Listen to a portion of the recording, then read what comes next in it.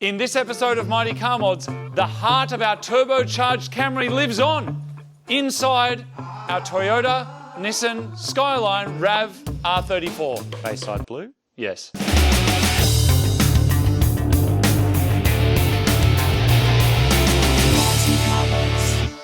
Welcome to another episode of Mighty Car Mods featuring the Nissan Rav34 GTR. It's That's right. Yep. It is. It's Bayside blue. It's so much fun. We've been through this. Check out the first episode if you haven't seen it. On this episode, It's excellent value, Martin. It's amazing. Can we just say that? It's such good. Can we just tell everyone how good a value it is? If you don't have one, you're And no MCM tax on these cars, people. They're still cheap. They always were. They always will be. No one wants them. Probably because they're... What? It's coming. What do you mean? It's coming. You reckon it's going up? Oh, dude, Stonks. absolutely. Stonks. All-wheel drive. Oh, yeah, check. Manual. Tick. Turbo. Tick. Two-door. Tick. Nissan badge. Bayside blue. No Nissan badge. On this episode, we're going to get the turbo system working, fuel system, Intercooler, intercoolers, Martin. clutch. Because you have to, or it's going to spin it and blow it up. So come with us, check it out. Let's go. This is the fuel system we're going to use on the RAV4. That is our GFB FX-S Fuel Pressure regulator. We've got a little fuel filter in there as well. I've also got bigger injectors. From memory, I think these are like 750cc. Also got adapters to go to the Toyota harness from whatever that form is. But these aftermarket injectors from Raceworks, I think they're like a Bosch injector. 750cc, good for ethanol. I've also got the original rail. I have a feeling this will be exactly the same as the one that's on the RAV, but it does have our adapter on there, which gets rid of the factory fuel pressure regulator. And of course, I've got the pump. I was very happy with how this turned out. That's got a feed there. That's the original feed, which we now use as a return. So if that hopefully will drop straight into the RAV. If it doesn't, I'm going to recycle all these parts into the factory RAV hanger, but we will need to add a fuel filter. Hopefully we can use the old one. This is all going into the RAV to make some choo-choo noises. When you're adding air with a turbo, you need to also add more fuel so you can get a nice, wholesome bang. Factory fuel systems are built for the manufacturer's power goals, not ours, and ours are much bigger. So a bigger pump is step one. Step two is making the system boost referenced, which means when the boost pressure goes up, so does the fuel pressure at a 1-to-1 ratio. We also need bigger injectors to squirt more juice into the combustion chambers. Our programmable ECU will handle this with ease, and some injector plug adapters make this part of the upgrade very simple. The fuel pump lives under the back seats, and like many cars of this era, it's easy to get to. All right, so that is the RAV4 sender. This is the Camry sender, one that we previously modified. You can see that's the send that we put in with the bulkhead fitting, and that's the return, which was the original send. So same here. They do look somewhat interchangeable, but there's a difference here. There's some kind of jet pump arrangement that comes off the side of the pump because the RAV4 has a big drive shaft going through the centre of the car. So you need to get fuel from one side of the tank to the other side because it's like saddles over the top of them. That might change things of how we do it. So let's see. Around this time, many cars went to a plastic fuel hanger, which can be trickier to modify than the older metal ones. It looks like the Camry one we kept and RAV4 ones are nearly identical, which is going to save us a bunch of time. That is the Camry fuel hanger. I've swapped the sender from the RAV4 onto it because it's only a 2-wire. On the Camry, it is a 3-wire. Don't know why, something to do with the empty light maybe. Either way, it swaps on, it all bolts in, which is great. The one issue I am going to have is that on the Camry, it doesn't have this jet pump thing. So that's actually the fuel pressure regulator for when you've got a deadhead system where you don't have a return going back to the tank. All the regulation is done at the back of the car and it just sends it up at the right fuel pressure. You can do it, but then we can't have a rising rate fuel pressure regulator, which you want for a turbo application, in my opinion. It just makes tuning it a bit nicer. You don't have to have it. The ECUs, like the Haltech we're using, is smart enough to be able to compensate, but I find you run out of fuel system quicker, so the return is generally a nicer experience. So this jet pump, though, is required to get fuel from one side of the tank to the other. It doesn't actually fit our Camry arrangement because it relies on that fuel pressure regulator to do jet pump things. So potentially we're going to have half the capacity of fuel system until we work that out. But I'm going to get it in there so I can get the thing started and running because this is something I can pull out later and experiment with, and in the meantime do some research on how to make that work. So the jet pump definitely complicates things, and if I don't work it out, I'll basically halve our fuel capacity as it won't suck across from the side that the pump isn't on. Either way, I'll need to install another bulkhead fitting in the plastic hanger, which is now getting pretty crowded. It is a bit of a hack job, but I reckon it's going to work, and it's still neater and quieter and less wiring than running an external surge tank, which is the only other option. That is the hanger out of the Camry, which had our existing feed. As you can see, it comes up, gets sucked through the pump here. That's the RAV4 level sender. We've got the aftermarket pump here, which is E85 friendly. We have a clamp on there and some hose. It goes up and sends it to the front of the car. What I've added now is a return line.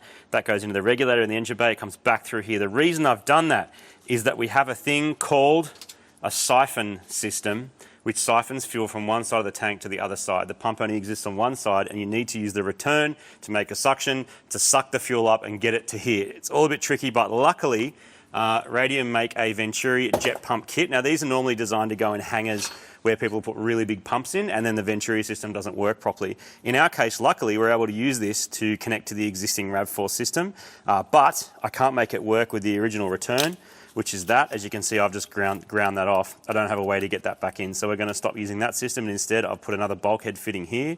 So essentially it's going to go up into there. You can see through that hole we'll run a bit of hose into this siphon system, which I think goes that way, and then we'll be able to pick up fuel correctly. The other thing is, that's not the ideal kind of hose to use inside your fuel tank. It's better to use that sort of stuff, which is made for being in petrol all the time. So we're going to swap to this hard PTFE, whatever this is, and use these fittings instead.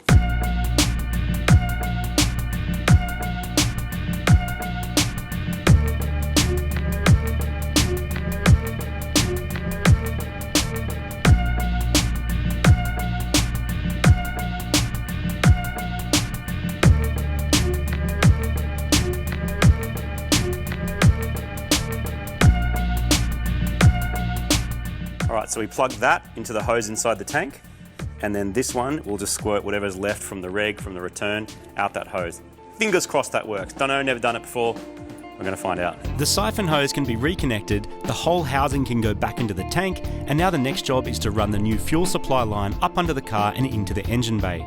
I'll follow the same path as the factory lines and just make sure it's all covered up. Then it can be plugged into the fuel pressure regulator up front, and just like that, the RAV4 engine will now have plenty of juice to mix with its boosted air.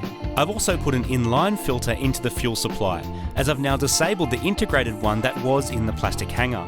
Lastly, a Haltech flex sensor can go into the fuel system return line, which will allow us to tune the car for both straight petrol, E85 and any mixture of both that we end up with. Next step on the RAV4 is intercooling. Now this is one I got from Plazmaman here in Sydney. This was a leftover, and I asked if I could have it, help keep the price down. There isn't actually much room in the front of a RAV4. The radiator and the aircon are right there, like right here, so this is the only space you've got to play with, unlike Camry's another car where there's tons of room.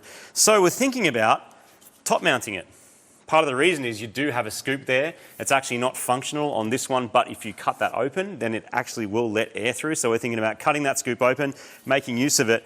Then we have really nice short intercooling pipes. We've also got a lot of room in the engine bay here, as you can see, between the top of the motor and where the bonnet would sit. So we're thinking maybe doing something like that, or something like that, and seeing how it goes. Front mounting is almost always better, but sometimes there just isn't any room. Our RAV34 GTR came with a weird fake scoop that does nothing, or it did nothing until now.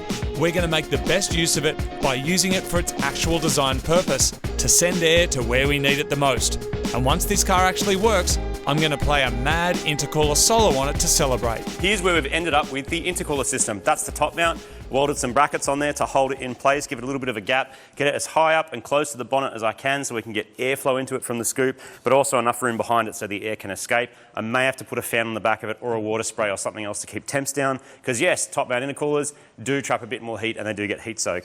This is the old pipes off the Camry. That's one that I managed to steal and just put a swage and edge onto it on there so that the silicone would fit. Plus I had to use this ugly blue one. I'm going to change it to a black one. This is also what used to be on the Camry on the intake. That's the air temp sensor. One extra bend on there and it all fits. Very excited to see how that sounds. It fits up beautifully. The next step is to clamp down our fuel system with these clamps. We can test it and run the 98 out so we can put some ethanol in. A lot of modern cars don't have drain plugs on their fuel tanks, but thanks to the extra control we get with our Haltech, it's just a click of a button to turn the pump on, which gets all the old fuel out of the car and into a jerry can. I'm going to change the spark plugs, rocker cover gasket, and while it's off, give it a coat of red paint because why not? While I'm up here, I'll work out a catch can setup to let the engine breathe better under boost. And speaking of boost, we now have to make sure that we can control it properly. I think the reason I love doing this process so much is that I still clearly remember when I got my first turbocharged car. The feeling of the revs going up, boost building, and then that rush of acceleration was completely addictive and something I've never gotten over.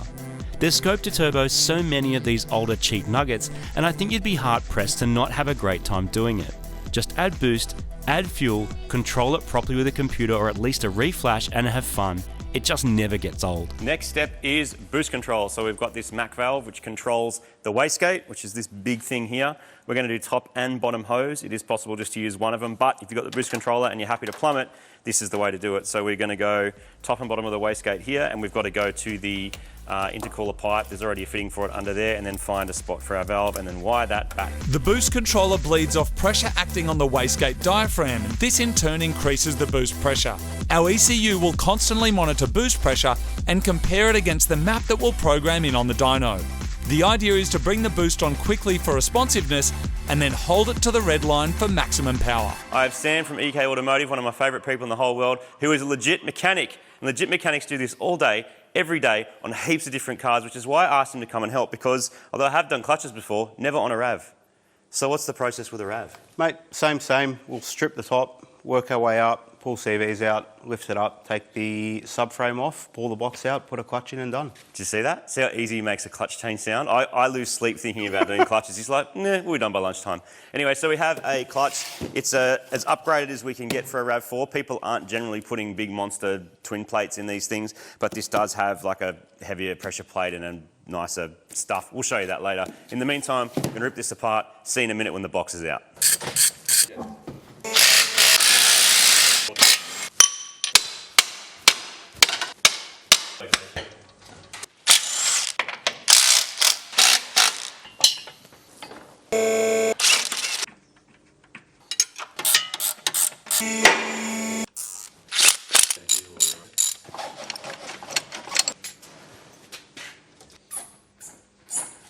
Success. The gearbox is out. We took the transfer case out at the same time. When we put it back in, we might unbolt it and then put it back on again. There you go.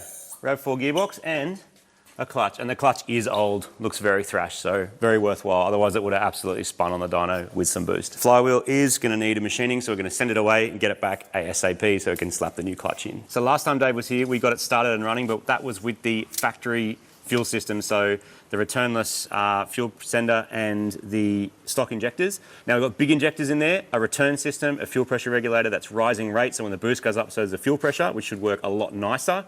And now it's a matter of just wiring in a few extras, like air temp and flex and probably oil pressure and temperature as well, just so we can keep an eye on that. Probably also do the drive-by-wire. Drive-by-wire. We're here as well, so we can get excellent. So we're slowly taking over all the functions that the original ECU had with our Elite. We've got an older 2500 that used to be in Supergarage that we're testing with, but we're actually got a brand new Elite 1500 which we're going to throw in, along with an O2 sensor and the usual suite of stuff that just makes this work beautifully. Buy the cheapest, nastiest, oldest bits you can find for your turbo hardware if you're doing this on the cheap. But spend the money on the engine management. Engines care about air-fuel ratio and they have mechanical limits. You're going to approach those limits when you add boost, but if your tune is good, you won't exceed them, which means years of whoosh noises and way more interest from potential mates. You heard me, a good ECU means more turbo action. So we're calibrating the e-throttle. This is a very, very early e-throttle car where the throttle body is controlled by a motor instead of a cable. Lots of benefits, like a nice smooth idle. You have control over, how much air enters the engine with your computer. Now, if your computer's smart, like our Haltech is, you do a lot of cool stuff with that. You can do like valet modes and limiting, but overall, it's just really, really nice to drive. So Dave's calibrated it. So the ECU is talking to the throttle body to making sure the feedback's correct, and then calibrating the pedal to make sure that that's where it needs to be. Then inside the ECU, it joins that together. Bang, you've got e-throttle. Excellent. Also means you don't have to mess around with idle motors. So good. A few mechanics we've spoken to have all said that changing a clutch on a RAV4 is not an easy job, quoting 10 hours labour or more. So we've got our mate Sam to come down, who's a proper mechanic, and he's going to give us a hand. Because of the amount of work involved, it's absolutely worthwhile changing any seals or bearings that live inside this setup, like the throwout bearing and the rear main seal. We've had our flywheel machined so it's completely flat, and our extreme clutch is a bit of a hybrid. It has the clamping force and friction of a puck clutch, but the sprung centre makes it a bit nicer to drive on the road. Okay, so gearbox is going back in. We have pulled the transfer case off to make our lives easier. This is more now just like your average front-wheel drive gearbox going in. Pretty much. Without all the extra garbage. Yeah. Our clutch is in, looks excellent, all orange and outbacky apparently from Extreme Clutch, which is pretty cool. It does have a stronger pressure plate, so there is more pressure to hold everything together in there, and a brand new bit of friction material, so be a good thing. Let's see if we can get this in. We're on our way.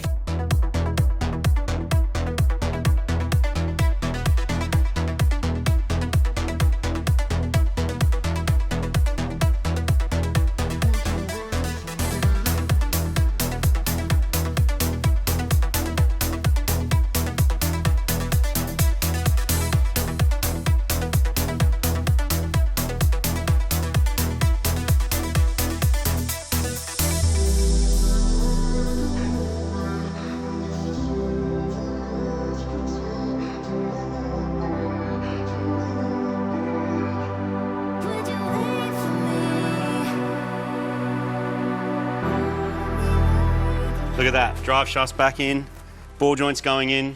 We're pretty much done for the day. Clutch install's done, everything's back together. Tomorrow I'm gonna put some fluids in it and troubleshoot my fuel system, which is not getting pressure yet. They're the two things that I need to do. But otherwise, a very good day. Thank you, Sam. You're a legend, man. I can't believe how you just pumped that out. It's pretty good, real mechanics.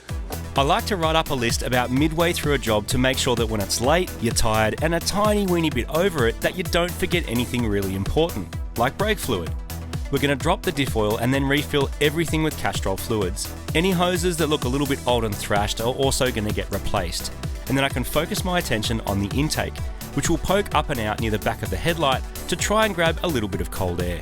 It's been another massive session on the RAV34, and at this point in the build, we're starting to get excited about the all-wheel drive skids that are coming soon. And with a custom 4-inch intake pipe cut up and ready to go, it's installed directly onto the turbo with a pod filter, ready for those epic turbo noises. So some excellent progress is being made on our mad Toyota Rav4. Thank you very much for everyone who's been watching. Oh, I called it the wrong thing. You did call it Martin. What is it again? It's a Nissan RAV34 GTR. Got it. All-drive manual turbo Bayside blue. Correct. Got it. We should paint it GTR purple. Oh, that'd be so good. Anyway, Martin, what are you talking about? Thank you, everyone who's been following on this build. There was an overwhelmingly positive response when we got a RAV4, which I did not expect. You guys are loving it, aren't you? Loving it. It's just a cool car, and it's actually been really fun to work on, really easy. So much stuff fits, parts are available. Just a good time. So thank you very much for all your enthusiasm and your comments. And of course, if you do want to support the show, we do pack and send everything from right here in Sydney, Australia. We don't get third-party companies to do it like a lot of our YouTube channels do. It's all done here with a small crew of our mates. We literally get the orders in, we pack it, we put it in a thing, we send it directly to you from Sydney, Australia. So if you do want to grab something, it does directly support us. It helps fund the show. If you buy yourself a t-shirt, next time you're looking at a video, you can know that it is you helping keep the lights on. So thank you very much. Martin, that's it for today. That's it. Got another episode coming up for you soon. A big one. Strap yourselves in. See you in a bit.